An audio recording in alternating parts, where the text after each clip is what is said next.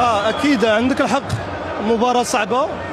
المنتخب السوري منتخب منضبط تكتيكيا، كيلعب بواحد الروح، هذا الشيء ابان عليه من خلال المقابلات بثلاثة اللي فاتوا.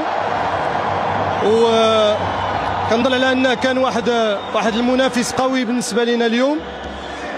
احنا عرفنا بان يمكن المفتاح المقابلة كيكمن في الحفاظ على الكرة، لا كونسيرفاسيون دو بالون، وكذلك في لا باسيونس، يعني التأني، ما يكونش تسرع، واننا نبقاو تايقين.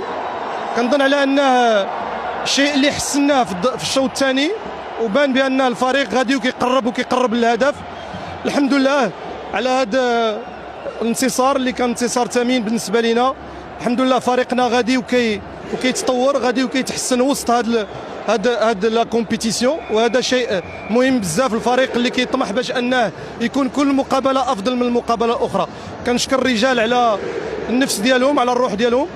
عندنا لاعبين اللي منهوكين بدنيا، ولكن مع ذلك كيكومبونسيو بالقلب ديالهم وبحب الرايه الوطنيه والدفاع على الالوان ديال كره القدم المغربيه. فشكرا كثير لهم. المواجهه القادمه تتمنى الجزائر او الامارات؟ والله ما يعني كما قلت لك في هذه الادوار هذو كيوليو جميع المقابلات كيوليو غير كل شيء صعيب.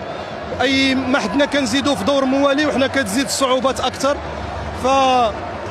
فالفريق اللي غادي ينتصر هو اللي غادي يكون يستحق الانتصار، غادي نخوضوا معاه المقابله ان شاء الله.